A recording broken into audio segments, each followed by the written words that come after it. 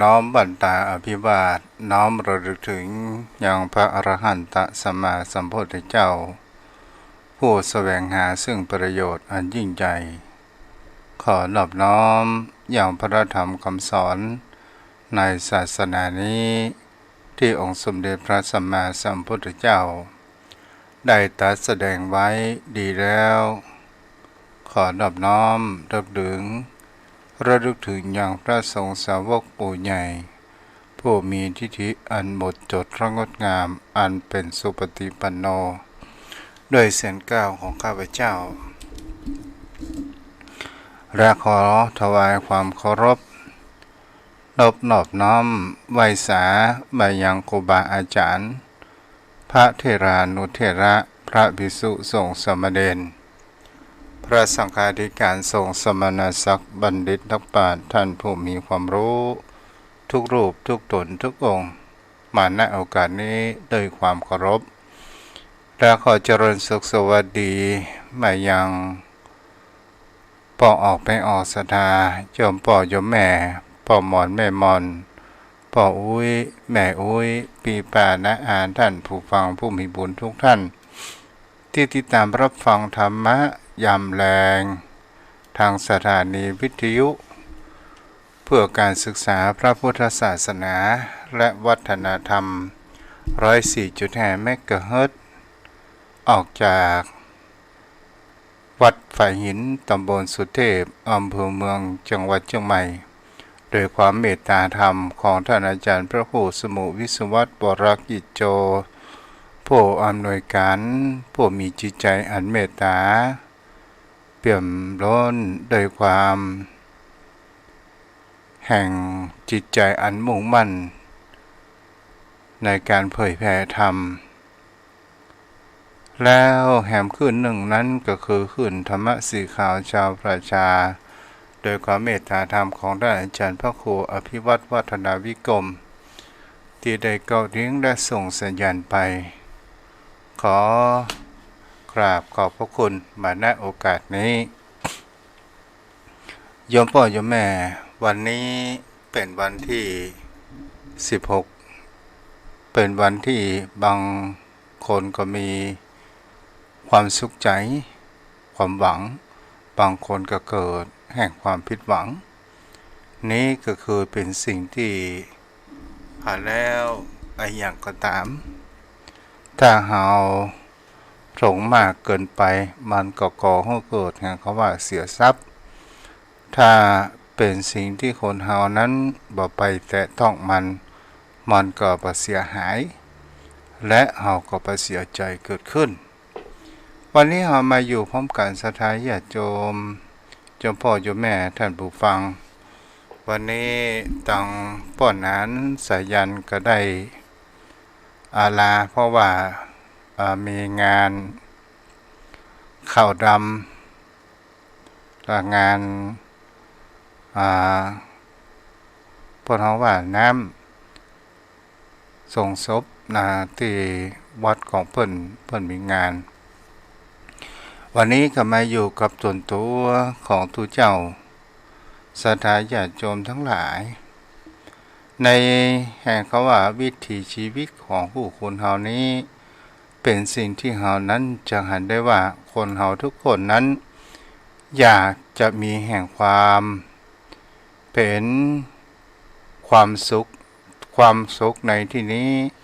เฮาก็ไปได้หลายอย่างหลายประการด้วยกันแต่คนเฮานั้นจะมีความสุขมันก็บ่สามารถที่จะมีความจีรังได้อย่างยืนได้เฮาจะมีความทุกข์ตลอดไปก็หาไม่มันก็ปะปนกันไปสิ่งที่คนเฮาต้องการก็คือการที่มีจิตใจแห่งความเป็นกลางก็หมายถึงเขาว่าไม่สุขไม่ทุกข์ตัวนี้ต่างหากที่คนเฮานั้นต้องการคนเฮานั้นในวิถีชีวิตของคนเฮานั้นที่ผ่านมาเป็นสิ่งที่คนเฮานั้นมามีภัยฉลาดมาตั้งแต่เกิดคนเฮานั้นก็จะต้องฟันฝ่าอุปสรรคและปัญหาต่างๆนานานั้นเกิดขึ้นเรียกว่าเป็นบทเรียนแห่งชีวิต และเป็นสิ่งที่คนเฮานั้นจะก่อให้เกิดแห่งคำว่าปัญญาของผู้คนเฮานี้เองในวิถีชีวิตของคนเฮานั้นเป็นสิ่งที่เฮาก็จะได้ศึกษาแห่งความเป็นไปของชีวิตและในสิ่งที่คนเฮาควรจะมีนั้นก็คือธรรมะหลักธรรมคำสอนของพระพุทธองค์เป็นสิ่งที่เฮาจะเห็นได้ว่าคำสอนของพระพุทธองค์นั้นสามารถที่จะเอามาแก้ไขปัญหาชีวิตของตนตัวของเฮานั้นได้บางท่านบางคนนั้นมามีความรู้ในพระธรรมคำสอนของพระพุทธองค์เลยมองว่าคำสอนในทางพระพุทธศาสนาเป็นคำสอนที่เป็นเรื่องคำคือโบราณอย่างนี้เป็นต้นแท้ที่จริงแล้วคำสอนของพระพุทธองค์นั้นเป็นสิ่งที่มามีคำว่าล้าสมัยและเป็นคำสอนที่อยู่กับธรรมชาติและก็เป็นสิ่งที่เราเป็นไปตามธรรมชาติตามกฎเกณฑ์ของมันนี่เองโยมพ่อโยมแม่ท่านผู้ฟังบางท่านบางคนนั้นก็ได้หันข่าวทางพระพุทธศาสนาหลายเรื่องหลายประการด้วยกันเป็นสิ่งที่คนเฮานั้นบางครั้งบางคราวคนเฮานั้นตีรวมกันเกินไปและก็เป็นสิ่งที่ผู้คนเฮานั้นจะเห็นได้ว่าบางคนเกิดแห่งความเสื่อมถอยทางในตัวบุคคลและก็เป็นสิ่งที่ผู้คนเฮานั้นบางครั้งบางคราวเฮากติเอารวมกันไปในสิ่งที่คนเฮานั้นจะเห็นได้ว่าการทำบุญทำไมเฮาต้องทำบุญศรัทธาญาติโยมทั้งหลายเหตุผลเพราะว่าเฮาอยากจะมีความสุขถ้าเฮาอยากมีความสุขเฮามีทรัพย์สินเงินทองมากมายมันเป็นความสุขหรือไม่มันก็เป็นความสุขแค่บนโลกใบนี้แต่ถ้าว่าคนที่มีความฉลาดก็จะต้องสละทรัพย์ในการทำบุญกับในแห่งเขาว่าท่ามกลางสงฆ์ก็จะก่อให้เกิดแห่งเขาว่าบุญกุศลหรือทำบุญในการสร้างเสนาสนะธารวัตถุกับทางพระพุทธศาสนาอันนี้ก็เป็นสิ่งที่เราจะเห็นได้ว่านี้เป็นบุญสิ่งที่จะนำพาจิตใจของคนเราไปในทางที่ดีในทางที่ถูกต้องนั่นก็คือเป็นสิ่งที่จะเห็นได้ว่าปิดอบายภูมิไปแต่ถ้าว่าผู้คนเรานั้นมีความคิดไปในทางท่านอกุศลคิดทางด้านสิ่งที่บดีมองโลกในแง่ร้ายไปต่างๆนานาและก็มีความเหยียดหยามในพระธรรมคำสอนของพระพุทธศาสนาของพระพุทธองค์เกิดขึ้นมีความหมิ่นประมาทต่างๆนานานั้นก็หมายถึงก็ว่าจิตของท่านนั้นก็เป็นอกุศลแล้วก็จิตอกุศลเหล่านั้นเนี่ยมันจะนำพาไปในทางที่เป็นทุกขติมีอบายภูมิเป็นต้นอย่างนี้เป็นต้นมันก็มีสองสิ่งที่ผู้คนเฮานั้นเป็นผู้กระทำเองจะเป็นทางด้านบุญกุศลก็ตามจะเป็นทางด้านอกุศลก็ตามมันก็ขึ้นอยู่ที่ตัวของเฮาและบุญญาภิการแห่งตัวหนึ่งก็คือในการเกิดแห่งคำว่าภูมิประเทศที่มีแห่งความอุดมสมบูรณ์ภูมิประเทศที่มีความเจริญโดยพระพุทธศาสนานั้นเกิดขึ้นสังคมก็จะเกิดแห่งความร่มเย็นเกิดขึ้นมีความสันติภาพอยู่ร่ำไปมามีภัยสงครามต่างๆนานาโยมพ่อโยมแม่ที่ได้อู้ในที่นี้ก็เป็นสิ่งที่เราจะเห็นได้ว่าบางครั้งบางคราวคนเราก็เกิดแห่งความผิดพลาดเกิดแห่งการที่เราบ่ได้หันทำหรือว่ามีอวิชชามาปิดบังใจเกิดขึ้นเหมือนในเรื่องนี้จะอู้ให้โยมพ่อโยมแม่ นั้นได้รับฟังก็คือมีเศรษฐีผู้มีความตระหนี่ที่เหนียวอยู่ผู้หนึ่งศรัทธาญาติโยมทั้งหลายก็คือกสิยเศรษฐีนี้เป็นผู้มีความตระหนี่ที่เหนียวเป็นผู้ที่หาเงินหาทองทรัพย์สินสมบัติจนได้สมบัตินั้นอยู่80โกฏโกฏหนึ่งก็เป็นล้านนี่ก็คงจะเป็น80ล้านก็คือหมายถึงว่ามีเงินทองมากแต่อยู่ในชุมชนประจำนิคมแล้วก็เป็นสิ่งที่จะเห็นได้ว่าแต่ตัวเองนั้นบอกเคยที่จะมีการช่วยเหลือบุคคลอื่นบอกเคยที่บริจาคทรัพย์แก่ผู้ยากไร้แก่คนขอทานตลอดจนถึงบ่ได้ทำบุญในพระพุทธศาสนานั้นเกิดขึ้นเมาแต่เก็บสะสมทรัพย์เอาไว้แต่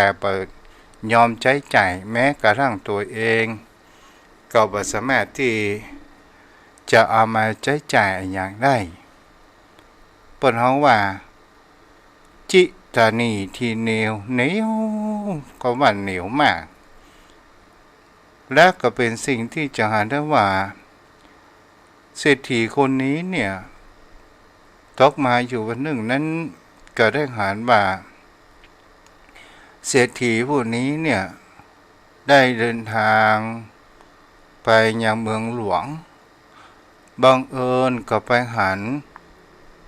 บุคคลที่ทำขนมกุมาศก็คือหมายถึงว่าขนมเบื้องศรัทธาญาติโยมทั้งหลายและทีนี้ตัวเองก็ได้กลิ่นหอมในการที่ต่างเมกาเปิ่นได้ค้าขายก็เลยได้กลิ่นหอมเลยก็ได้จำแล้วก็มีความอยากเกิดขึ้นจะสละสตางค์ซื้อกินก็ยังบ่ซื้อยังมีความตระหนี่ที่เหนียวกับตัวเองโยมพ่อโยมแม่ก็เป็นสิ่งที่จะหันได้ว่าเก็บแห่งความอยากไว้ในจิตใจนั้นกลับมาบ้านมาจองแล้วก็ให้ภรรยานั้นได้เป็นสิ่งที่จะหันได้ว่าถ้าหาอู้พิสดารลงไปแหมน้อยนึงก็คือเศรษฐีกลับมาที่บ้านแล้วก็มายอมกินข้าวแล้วภรรยานั้นก็ถามว่าเอาท่านเศรษฐีเป็นจังได๋เป็นอะหยังถึงมีการอดอาหารข้าเจ้าผิดอะหยังเศรษฐีนั้นก็บอกว่าเฮาอยากกินขนมเบื้องภรรยาของเศรษฐีก็บอกว่าโอ้เฮาก็มีทรัพย์สินเงินทองมากมายก่ายกองเฮาจัดนี้เฮาก็บ่สามารถที่จะกินหมดท่านเศรษฐีก็บอกว่าบ่ใช่อย่างนั้นแล้วท่านจะทำอย่างไรขอเธอนั้นได้ทำขนมเบื้องหรือว่ากูมาสะเนี่ยขนมเบื้องเอาเข้าใจง่ายเฮาได้กินโอ้ท่านเศรษฐีแล้วเฉพาะท่านอย่างเดียวกะโอ้บ่ตึงบ่แบ่งปันคือภายนอกคนขอทานขอหยังนี่บ่แบ่งปันเนาะเลยเศรษฐีนั้นก็แมวใส่ภรรยาข้าบอกให้เนี่ยก็เนี่ยแล้วภรรยานั้นก็ได้นำวัตถุดิบจะเป็นน้ำผึ้งน้ำอ้อยข้าวแป้งขึ้นไปอยู่ชั้นบนปราสาทก็หมายถึงเขาว่าบ้านเฮาปัจจุบันเฮาของเขาว่าตึกชั้น7ศรัทธาญาติโยมทั้งหลายแล้วทีนี้ว่าพระพุทธองค์นั้นก็ได้ตรวจดูสัตว์โลกแล้วก็ได้หันว่าเศรษฐีผู้นี้เมื่อได้ฮือทานได้ถวายทานจะได้เป็นโสดาปัตติผลเกิดขึ้นพร้อมด้วยภรรยาของตัวเอง อันนี้ก็แปลว่าบุญเก่าของเขานั้นก็ยังพอมีอยู่ศรัทธาญาติโยมทั้งหลายพระพุทธองค์นั้นก็ได้บอกพระโมคคัลลานะว่าเธอนั้นไปทรมานโกศยเศรษฐีผู้มีความตนีที่เหนียวแล้วนำขนมเบื้องมาถวายที่ยังวัดประเชตวันเฮาจะรอพร้อมโดยหมู่พระสงฆ์เกิดขึ้นโยมพ่อโยมแม่ท่านผู้ฟังเหตุประการเช่นนี้พระโมคคัลลานะเถระผู้อัครสาวกเบื้องซ้ายก็ได้ไปบิณฑบาตได้แสดงปาฏิหาริย์โดยการทรมานโกยเศรษฐีหันแล้วตีตามในเนื้อความพิสดารบอกว่าเมื่อภรรยานั้นทำขนมเบื้องเศรษฐีนั้นก็หันพระเถระมาบิณฑบาตก็โดยการที่ว่าลักซ่อนแอบซ่อนต่างๆนานาอย่างใดกับประป้นใส่ตาในพระโมคคัลลานะเกิดขึ้นขนมเบื้องนั้นก็ฟูโดยความปาฏิหาริย์ขยายออกเกิดขึ้นศรัทธาญาติโยมทั้งหลายโจรเศรษฐีนั้นได้หันแล้วว่าโอ้อย่างใดนี่พาขนมเบื้องนี่กับบานใหญ่เกิดขึ้นเฮากินก็คงจะบ่หมดแล้วก็พระโมคคัลลานะนั้นก็ได้เทศนาบทหนึ่งในอานิสงส์การให้ทานเศรษฐีนั้นก็เกิดความเลื่อมใสพระโมคคัลลานะนั้นก็ได้นำเศรษฐีและภรรยาไปยังวัดประเชตวันพร้อมโดยขนมเบื้องไปถวายอย่างพระพุทธองค์นั้นได้เทศนาเกี่ยวกับในการสร้างทานกับโกศยเศรษฐีศรัทธาญาติโยมทั้งหลายในเรื่องนี้เป็นสิ่งที่บุคคลเหล่านั้นจะเห็นได้ว่าทรัพย์สินเงินทองที่เราหามาได้เมื่อเราหามาได้นั้นแล้วเป็นสิ่งที่เราจะเห็นได้ว่าบุคคลผู้มีความฉลาดหื้อทรัพย์เพราะว่ากลัวยากจน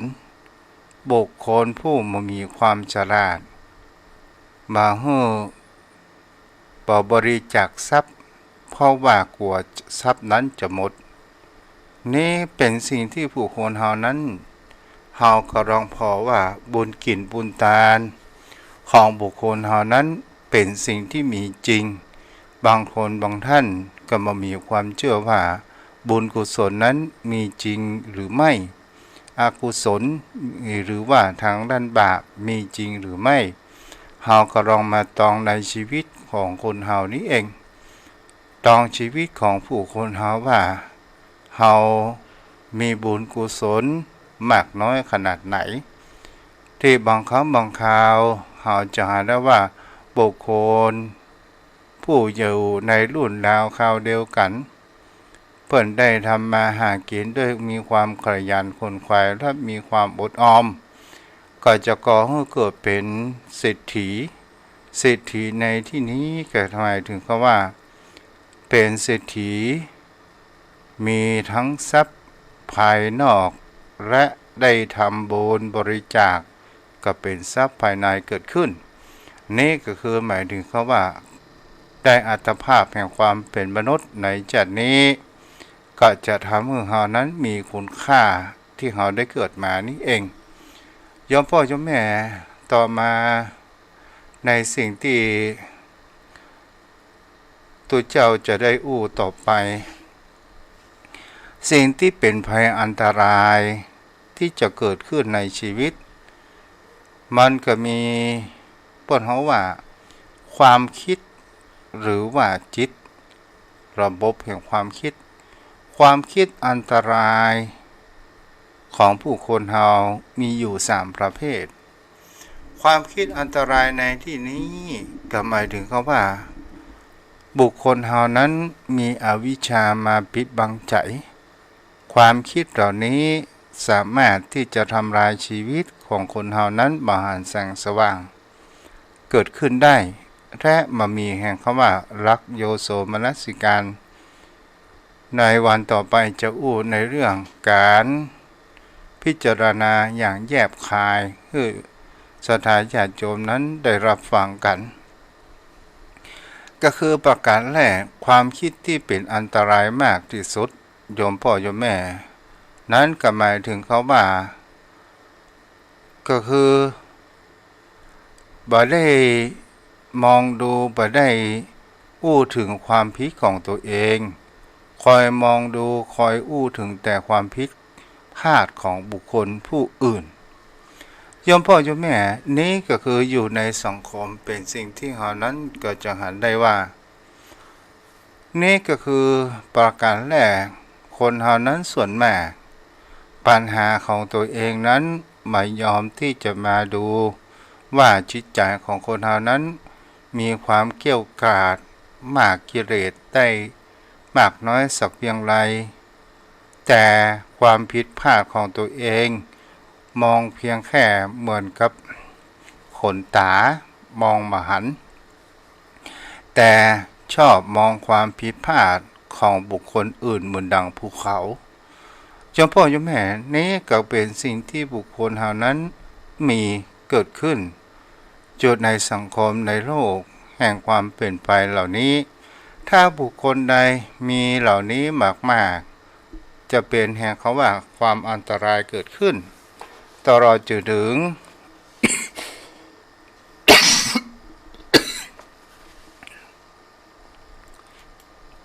ขออภัยเด้อ ตลอดจนถึงเพิ่นบอกไว้ว่าการแม้กระทั่งครอบครัวของคนเฮาก็ตามถ้าเฮาอยู่ด้วยกันโยมพ่อโยมแม่ถ้าเฮาจ้องจับผิดนั้นมันถึงได้สักวันหนึ่งในสิ่งที่บุคคลเฮาอยู่ด้วยกันได้นั้นก็คือหมายถึงเขาว่าหลังจากการแต่งงานอยู่ด้วยกันแล้วเราจะต้องปิดตาครั้งหนึ่งก็หมายถึงเขาว่าเรากะฟังหูใบหูและเราจะไปมองจ้องจับผิดกันไปเมื่อเกิดขึ้นเพราะว่าถ้าในการจ้องจับผิดมันก็จะตึงได้และก็เป็นสิ่งที่บุคคลเหล่านั้นจะได้ว่าแม้กระทั่งในชีวิตสังคมก็ตามถ้าศรัทธาญาติโยมมองผู้นำมองพระสงฆ์องค์ข้าเจ้าที่จะจ้องจับผิดนั้นมันก็จะต้องมีความผิดสักวันหนึ่งเพราะว่าผู้คนเฮาทั้งหลายมันก็จ้องมีแห่งความผิดพลาดเหมือนกันทุกคนและก็เป็นสิ่งที่บุคคลเฮานั้นเฮาก็ลองสังเกตแม้กระทั่งตนตัวของเฮาเองเฮาก็ยังมีความผิดพลาดแม้กระทั่งความคิดจิตของคนเฮานั้นยังโดนหลอกจากกิเลสตกเป็นอำนาจของกิเลสต่างๆนานานั้นเกิดขึ้นในสิ่งเหล่านี้โยมพ่อโยมแม่ก็คือการจ้องจับผิดบุคคลอื่นเรื่องบุคของบุคคลอื่นรู้ที่ไหนอู้ที่หั่นแต่เรื่องของตัวเองนั้นเก็บเงียบแล้วใครเอาไปเล่าขวัญนินทาเกิดแห่งความโกรธอย่างนี้เป็นต้นโยมพ่อโยมแม่ในสังคมในความเป็นธรรมชาติของบนโลกใบนี้เนี่ยถ้าเราเป็นคนที่ชอบนินทาบ่ใช่ว่าเราจะห้ามนินทานั้นบ่ได้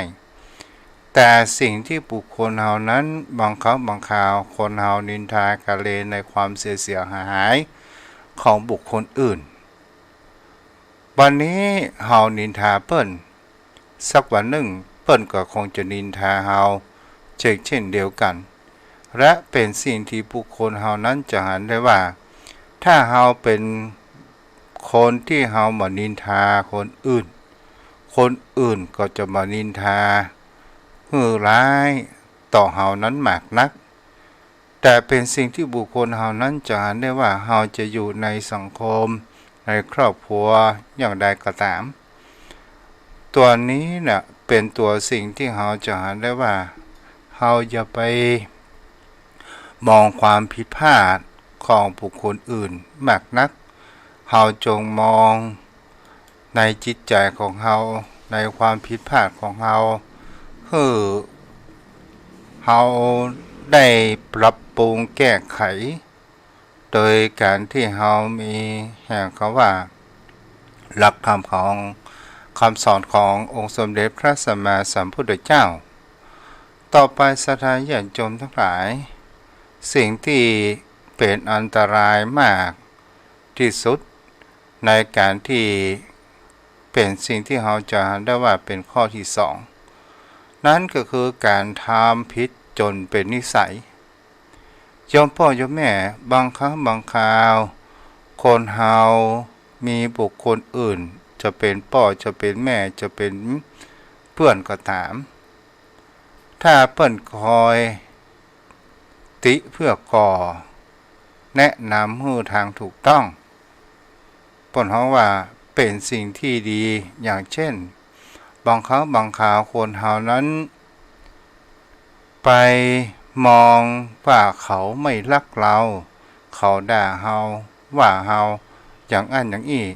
ก็คือการเงียบประชดประชันอย่างเป็นสิ่งที่ว่าโอ้อันนี้เป็นขี้ยาต่างๆนานาแล้วเขาบอกว่าแม่นเขาเป็นขี้ยาและกระทำตัวเร็วไรต่างๆนานานั้นเกิดขึ้นนี่ก็คือการประชดชีวิตแล้วก่อให้เกิดเหตุต่างๆนานานั้นเกิดขึ้นจนมีพฤติกรรม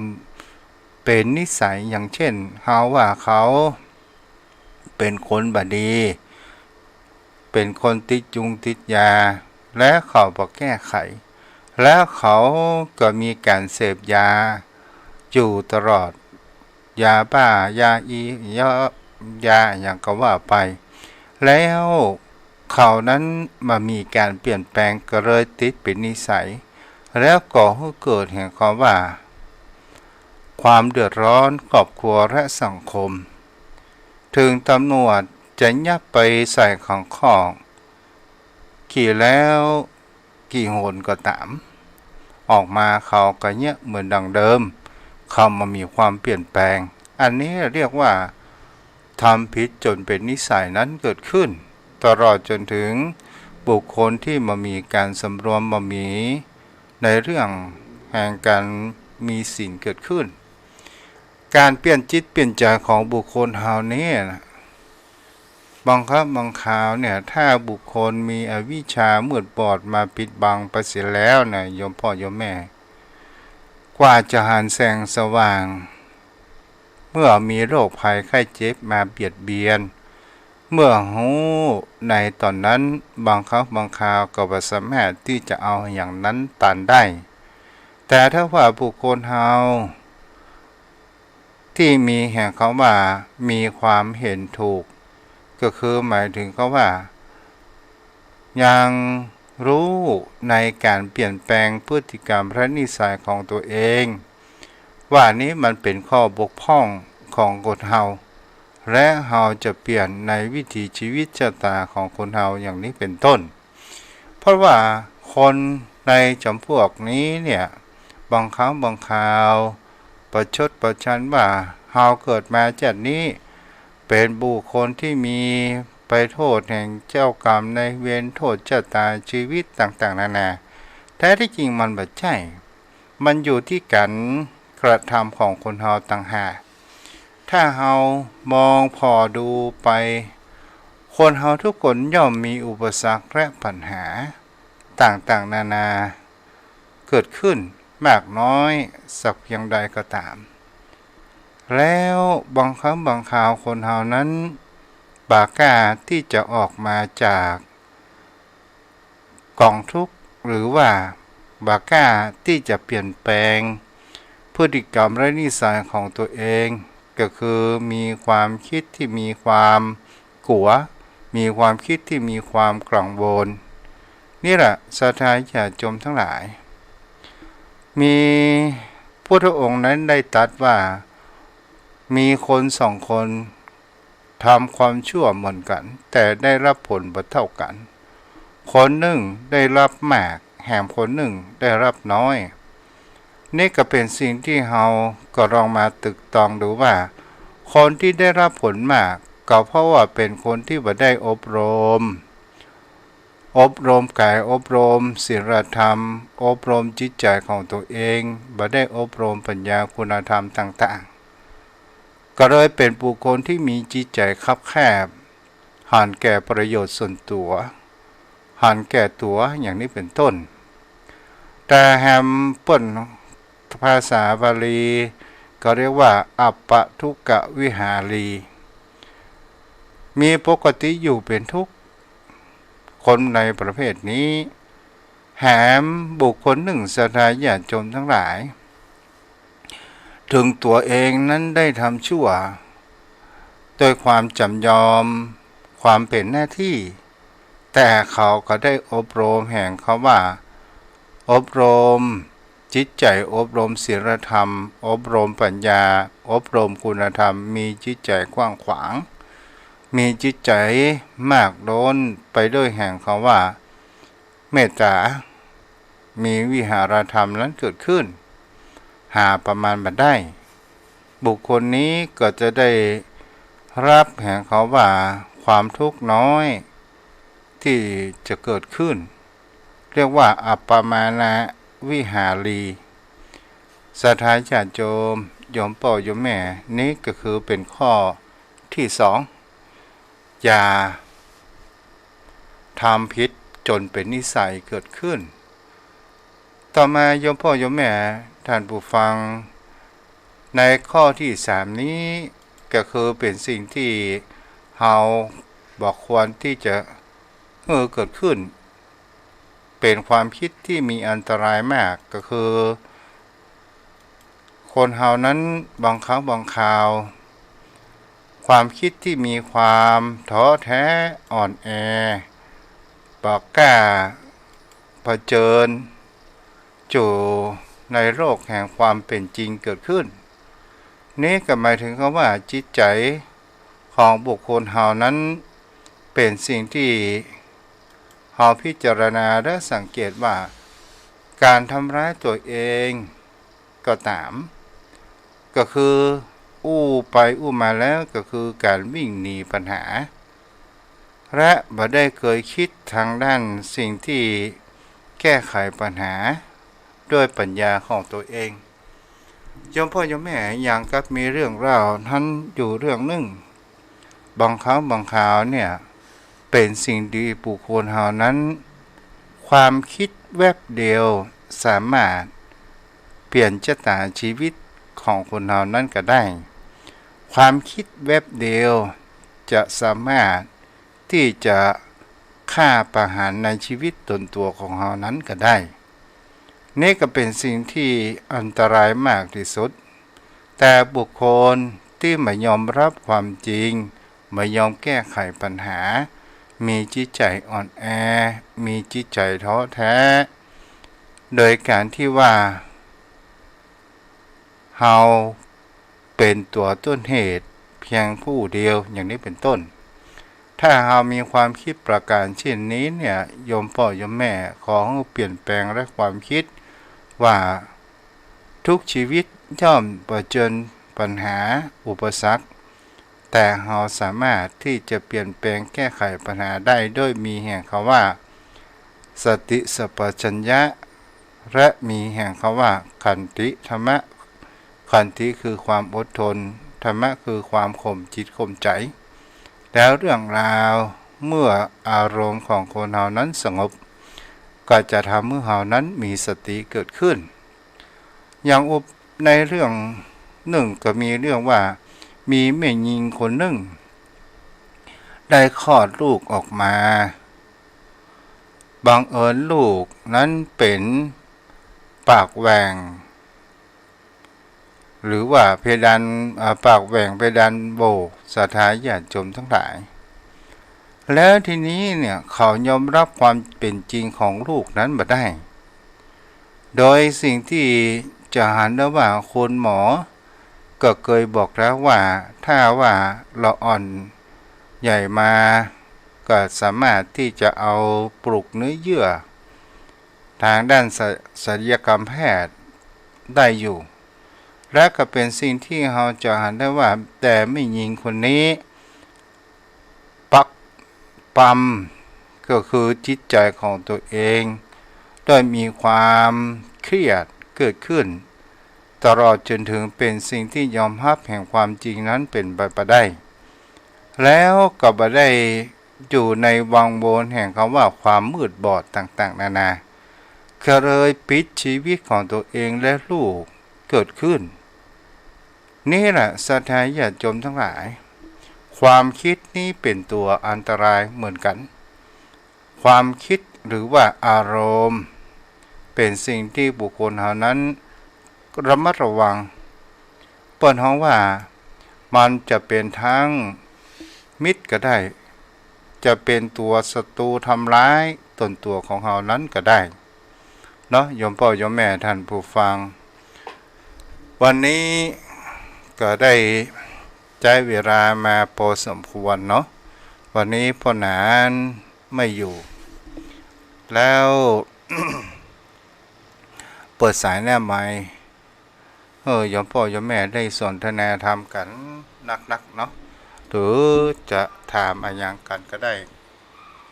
063-163-9950วันนี้ผู้ติดตามมีมากมายมีแม่จันเพ็ญคำโพธาคุณโยมลายมาเนาะคนโยมดวงสอนป้อนนานอินสมแม่ทองคำที่วงคำสองหินฝนตกแล้วที่นี่ก็ตกเลิกแม่จนศรีภาชาใครจะโทรมาได้063-163-9950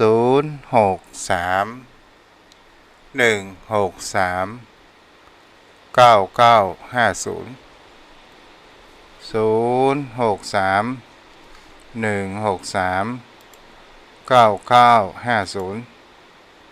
063-163-9950เจริญพรสาธุโยมแม่เมืองการจะฟังท่านอยู่นี่จ้าแม่ฟังฝนตกก่อนตกน้อยๆเจ้าอ๋อนี่ตกสิอันนี้ตกนักเฮ้ยเจ้าบุญรักษาได้แม่เด้อเจ้าสาธุเจ้า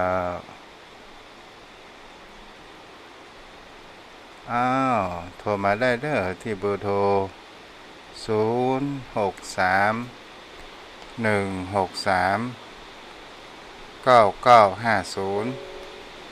063-163-9950เจริญพรแม่ก็ฟังอยู่นะฮัลโหลแม่เจ้าแม่ฟังอยู่นะเจ้าเสียงแม่อย่างมาเบาเสียงเบาขนาดไหนเสียงเบากะเจ้าท่านหายสบายดีแล้วก็ก็ดีขึ้นมาจะนักละแม่เนี่ยแม่ก็เป็นวัดเป็นไอเนี่ยละอากาศหน้าฝนบางเยี่ยมแม่เจ้ารักษาเจ้าเป็นกำลังใจให้เต้นเด้อเจ้า063-163-9950โอ้แม่บัวเฉลียวเนาะรับฟังอยู่ขอเจริญพรเด้อ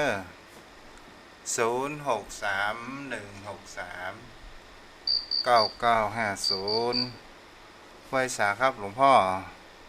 สัญญาณมันไม่ค่อยดีอาจารย์ถ้าทางนู้นเปล่าฝนตกไหมฝนตกฝนตกแล้วสัญญาณมันเป็นยุคผมด้วยปีไอเสาอากาศมันไม่ค่อยดีด้วยจ้าท่านในรุ่นเก่าอ่ะครับฝนตกก็มีสิทธิ์ทางนู้นก็ส่งลำบากนี่ฝ่ายหินใช่ไหมใช่ อ๋อปลาอินก็ไม่น่าจะมีปัญหานะมันไม่ถนัดอ่ะเป็นที่ไอ้นั่นเดือดเสาอากาศท่านินผมไม่ค่อยดีมันหักไม่ขาดจากกันฟังได้ยินอยู่ เจ้า มาตรการครับ ครับสวัสดีครับอนุโมทนาเด้อหลวงพ่อ0631639950 0631639950 0631639950วันนี้ฝนตกเนาะโยมพ่อโยมแม่ท่านผู้ฟังตังสันทรายก็ตกแล้วเสี่ยแม่โจ้ต่างบ้านต่างจองบ้านโยมพ่อโยมแม่ท่านผู้ฟังฝนตกก็ฝนตกก่อให้เกิดแห่งความเย็นก่อให้เกิดแห่งความสบายอากาศเหมาะสมแต่ก่อให้เกิดความทุกข์ผู้ที่มีบ้านอยู่ต่ำเนาะ เจริญพรแม่ว่าไร บ้านอาจารย์ตกบ้านแม่เห็นตกรถจะจ่าย อืม พรุ่งนี้อาจารย์ไม่อยู่เหรอจ๊ะ วันพรุ่งนี้ไปวัดพุทธบาทตักผ้าไปงานฉลองพระจด ไปหาไปวันที่20เลย จ้า ไปวันที่20ไปทำบุญวันเกิดนะจ๊ะ จ้า จ้าวันอยู่เนาะไม่ไปไหนเนาะ อ้าวไม่รู้อนาคตแม่ อนาคตข้างหน้าจ้าอีก2-3 วัน จ้า จ้าวันนี้จ้ะ จ้า หายหรือยังล่ะหายดีหรือยัง มีไอเป็นเตื้อไปได้ไหม เหรอ จ้า ดูแลตัวเองด้วยเนอะไปตากฝนนะครับ ผมอนุโมทนาเจ้าอ้าวใครจะโทรมาแหม0631639950ชมโปรยแม่ท่านผู้ฟังใครอยากจะบูชาธรรมจ่วยตังลูกทุกสั่งวัดสั่งวากะตอนนี้ปรับภูมิทัศน์เนอะก็ขอบอกบุญเมื่อกับชมพ่อชมแม่นั้นได้รับฟังบุญกุศลสร้างไว้ในพระพุทธศาสนาตึงบ่สูญหายไปไหนเจริญพร สวัสดีค่ะ จ้า พ่อนี่ จ้า โทรไปที่ว่าลูกชายเสียน่ะ ก็ ก็ฟังอยู่ตอนนี้อยากจะถามหลวงพ่อว่า คือว่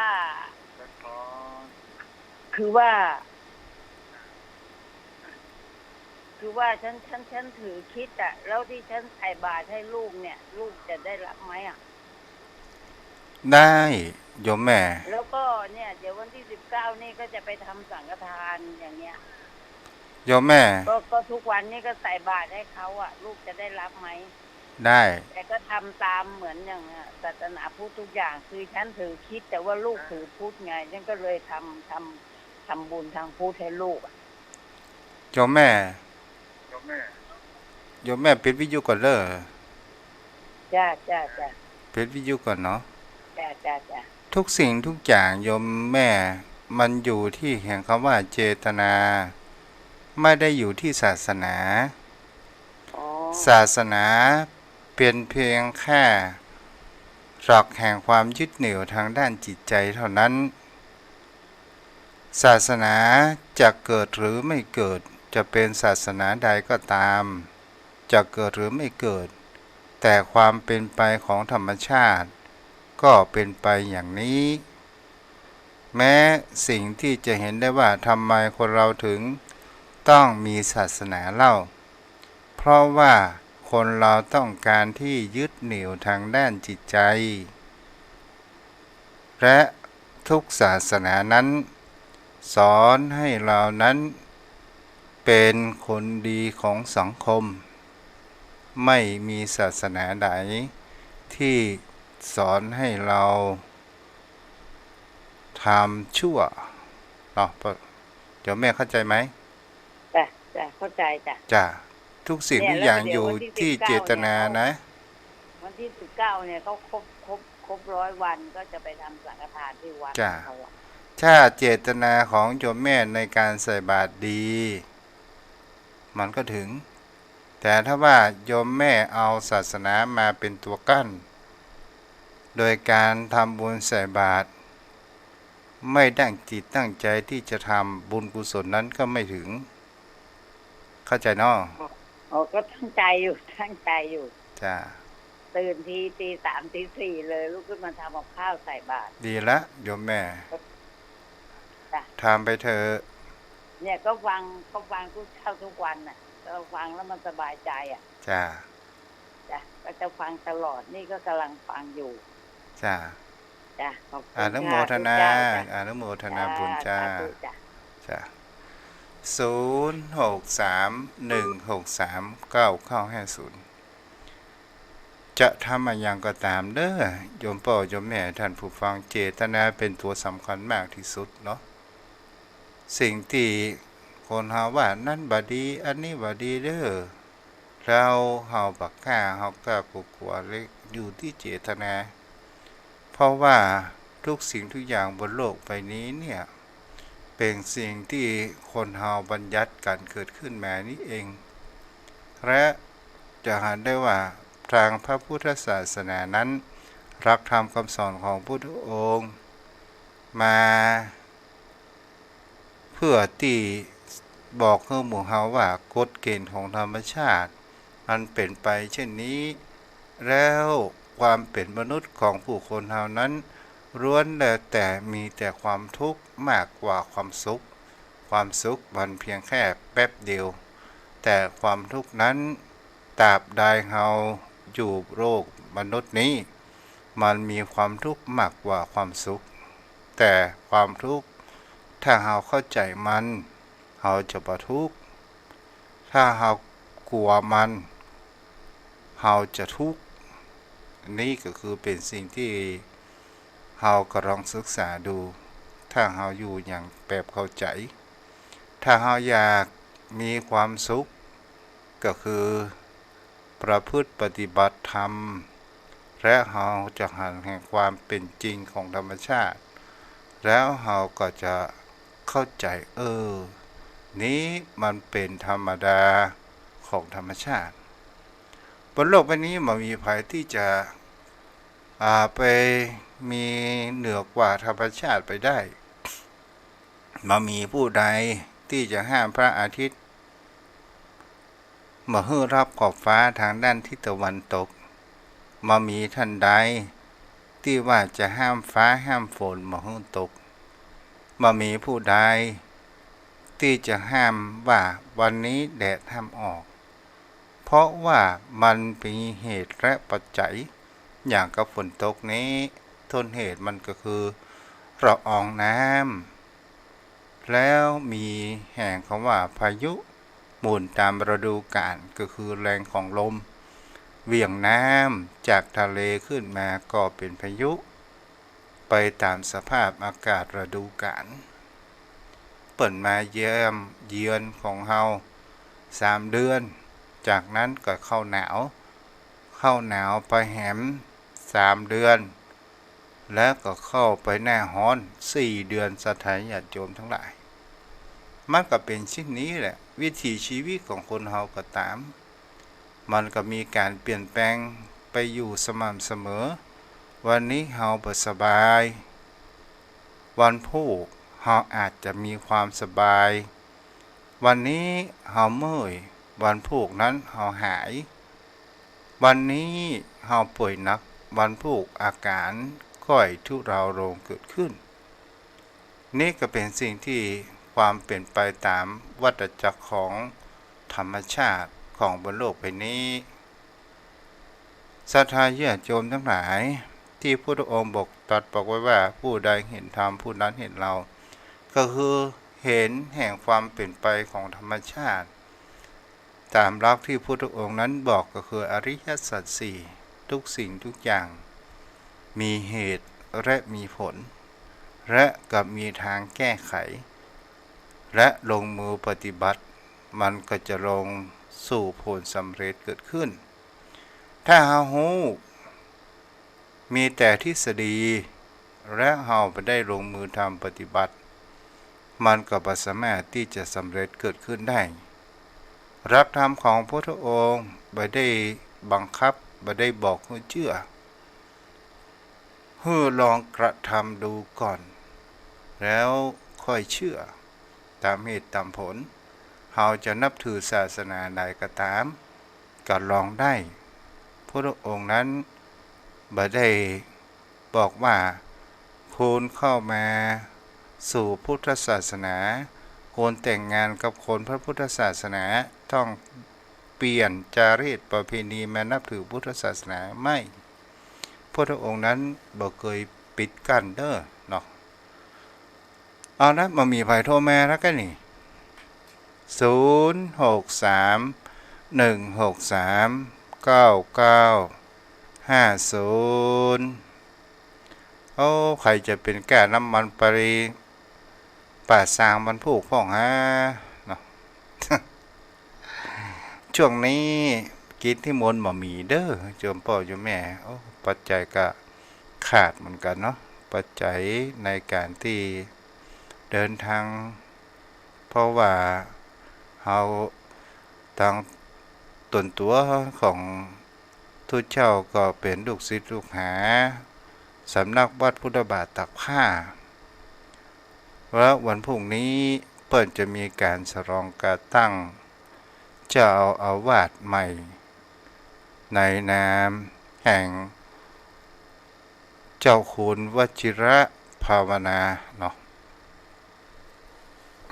หรือว่าตู้ปีอ้วนก็เคยเป็นศิษย์พระบาทรุ่นปีไป1 ปีสมัยเป็นเนนแล้วก็เปิ้นมีปุญญาธิการได้อยู่จนอุปถัมภ์อุปถากครูบาอาจารย์ก็ได้เป็นเจ้าอาวาสต่อมาการละเวลาของคนเฮานั้นวิถีชีวิตของคนเฮานั้นเป็นสิ่งที่คนเฮาจะหันได้ว่าความเปลี่ยนแปลงและบุญกุศลบางครั้งบางคราวเฮาก็มีความน่าคิดเหมือนกันว่าสมัยเฮาเป็นเนนเฮาไปอยู่หั่น2 ปีอยู่หั่น3 ปี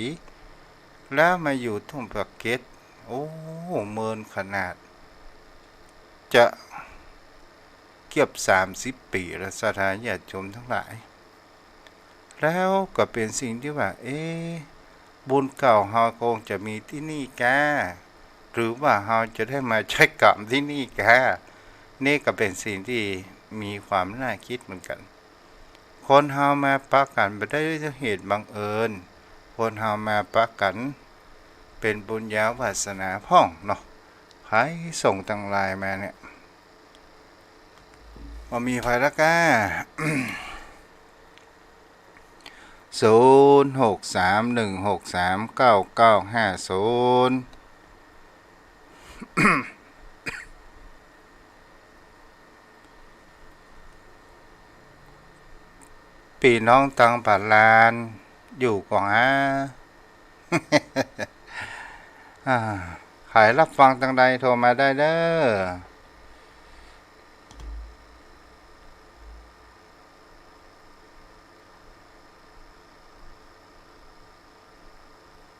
0631639950 0631639950เอาละมามีไผโทรมาเด้อท่านอาจารย์พระครูครับเนาะถ้ามีสปอร์ตก็เปิดสปอร์ตเด้อครับผมบางลงละเนาะเอาไว้เพียงเท่านี้เด้อบุญรักษาอายุวโนสุขังพลัง